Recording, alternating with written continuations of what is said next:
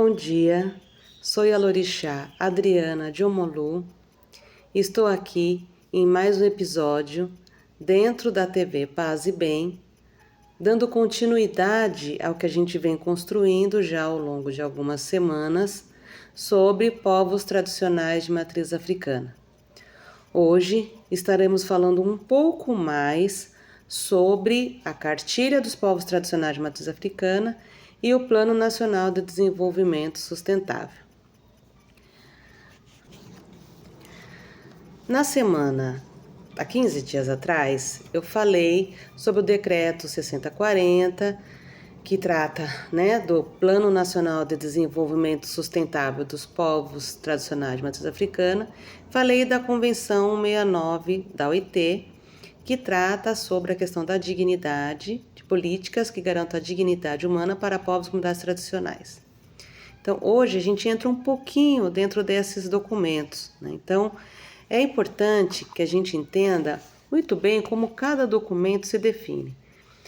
Vale lembrar que quando se trata de povos e comunidades tradicionais, isso implica em luta, muita negociação, muito diálogo, participação em momentos coletivos que garantam essa construção, que garantam o espaço de voz para que essas populações sejam vistas, ouvidas e a partir daquilo que se ouve se construa possibilidades de um outro mundo possível.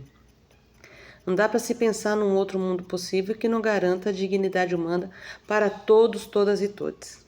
É nessa perspectiva, ao longo dos anos, que os povos, principalmente aqueles que são vítimas de um holocausto, no nosso caso, o holocausto da escravidão, que não tenha perpassado por momentos de tensão, de confusão na perspectiva da não escuta e de você precisar falar, gritar para poder ser ouvido, denunciar para poder ser ouvido. Então, todos os processos são processos difíceis e, por mais muitas vezes que você construa documentos, os documentos não necessariamente se materializam nessas políticas das quais almejam nossos povos. Então, estou falando desse lugar como uma autoridade tradicional, Yorubá. Yorubá por quê?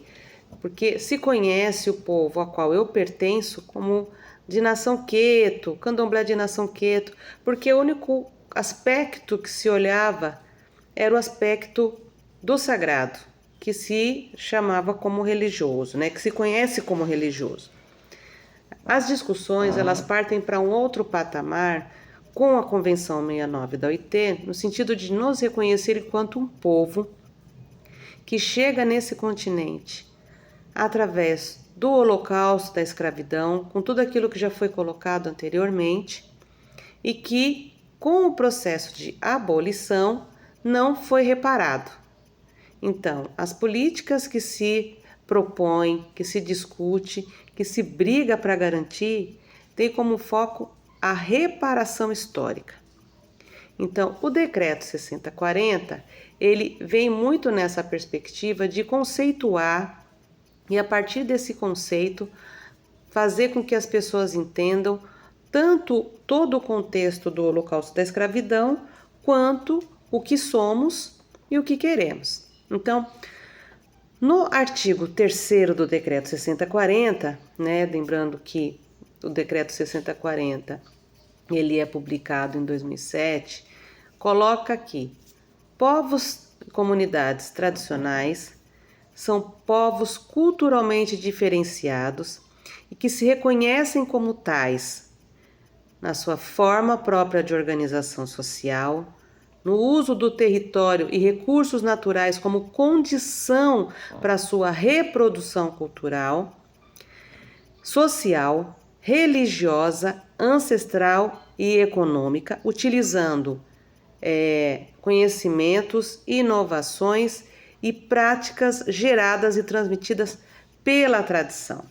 Então, veja, cada povo que compõe o complexo dos povos tradicionais de matriz africana no Brasil, cada povo ele tem isso como comum E se diferencia na língua, se diferencia naquele que são seus ancestrais, porque estão em territórios africanos, apesar de ser no grande continente africano, estão em, né, territórios diferentes e são arrancados desses territórios, sequestrados desses territórios. Né? Então, tem toda uma dinâmica que o define, que o coloca numa condição peculiar. Porém, essas características que eu acabei de ler, elas definem os povos, isso é comum entre os povos. Também nós podemos colocar aqui, nessa perspectiva, a natureza como divindade, a circularidade, né, que se eu não me engano eu já coloquei um pouco disso, né, nos encontros anteriores. Então, circularidade, a questão da indumentária, da forma como se alimenta, como se relaciona, né, etariamente, porque as questões de gênero são muito fortes. Nós estamos falando de sociedades, né, a partir de um lugar que é anterior ao processo colonizatório. Então, nós estamos falando de sociedades matriarcais, né, lembrando que a colonização passa com o Ocidente invadindo terras africanas, né? E aí não é na discussão da palavra invasão, como a gente assiste nos filmes, que os caras chegam simplesmente lá e vai matando. Não, há várias outras formas, né, de invasão. Invasão dentro da cultura, quando você descaracteriza, e aí nós discutimos a Maafa. E você tem, dentro dessa perspectiva também, o próprio islamismo, que também, né, sai do norte de África e coloniza. Então você tem, a partir dos processos colonizatórios, uma sociedade que deixa de ser matriarcal e passa a ser patriarcal. Então a gente ouve muitas coisas, mas em África é patriarcal. Sim, depois da colonização. Quando a gente fala de povos tradicionais de matriz africana, nós estamos falando de processos de culturas e construções que se dão no período pré-colonização, tá bom? Então, só para deixar isso aqui enegrecido, para que a gente não entre num conflito de que eu esteja falando algo que não esteja retratando o que se vê atualmente. E existem pequenos vídeos, hoje a gente tem acesso a tanta coisa, né? E que algumas falas de africanos, inclusive a fala de um angolano, de um rapaz angolano, ele traz isso muito bem numa entrevista de rua. E aí você tem a questão etária, né? Enquanto a gente está falando de sociedades capitalistas que veem nas pessoas mais velhas, nos nossos mais velhos, despesa, que não produzem mais, a gente está falando de culturas que veem nos mais velhos, né, a concretização, a materialização da sapiência, da sabedoria, da experiência, do poder, porque quanto mais velho, mais poderoso você é pelo acúmulo que você tem de saber. E isso é extremamente valorizado. Então, você ter uma pessoa mais velha e cuidar dela também é status. As pessoas disputam os mais velhos. Eles não jogam em asilos, na rua, o mais velho.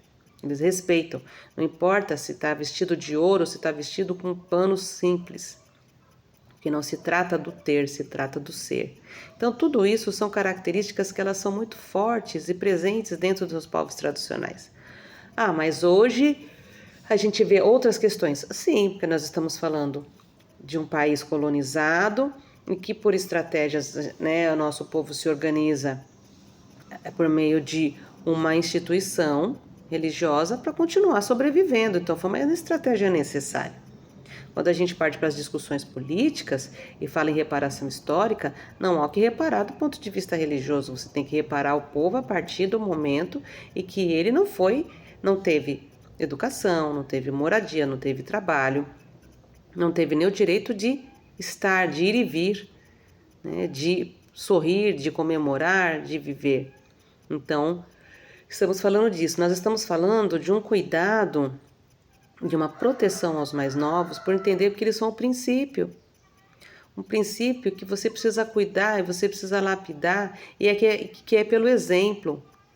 Mas também se entende como exemplo a palavra, porque para os povos tradicionais de matriz africana, a palavra tem poder, ela decide, ela define, ela caracteriza, ela aproxima, ela cura, ela derruba, ela faz compreender e ela também faz se desentender. A palavra tem a força, a palavra tem o poder de ser ela mesma, por si mesma, o poder.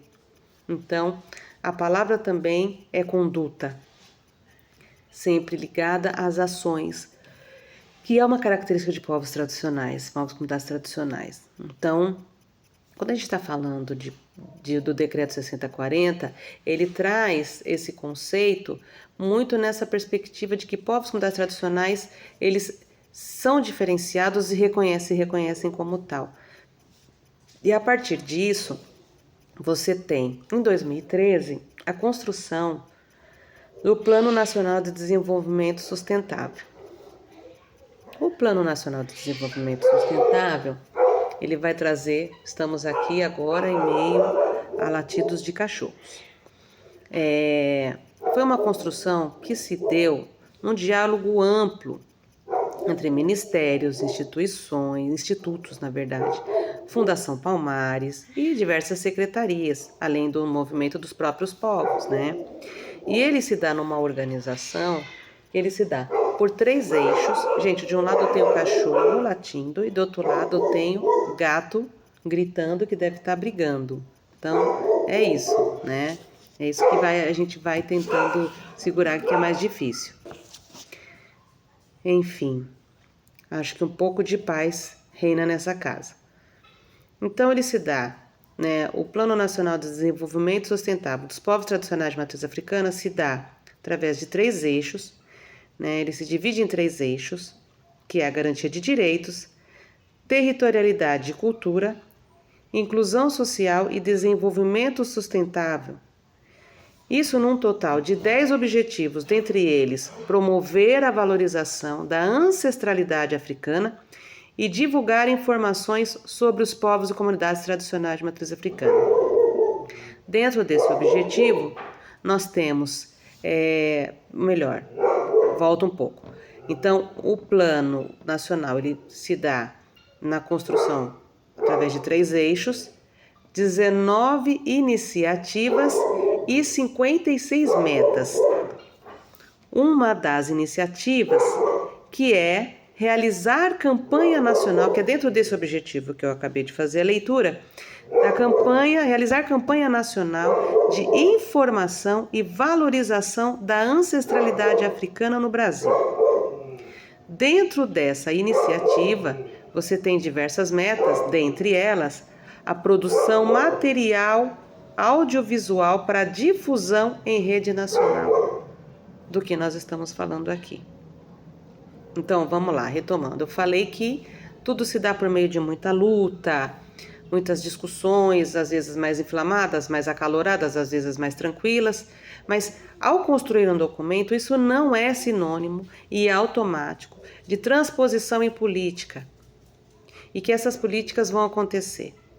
A cartilha dos povos tradicionais de matriz africana, que é publicada, que é não publicada, ela é elaborada no governo Temer.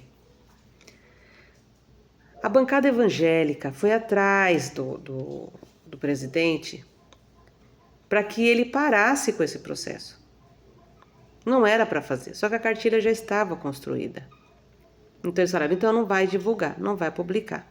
E esse material ficou parado. Ficou parado. É complicado essas coisas, né? Nós estamos falando de um período pós-golpe, né, de impeachment da então presidenta Dilma Rousseff, que assume Michel Temer, né, confecciona a cartilha e a bancada diz, não, você não vai publicar a cartilha. Não se publica a cartilha não vai para todo o país, para as comunidades e tudo mais. Fica como está, deixa como está.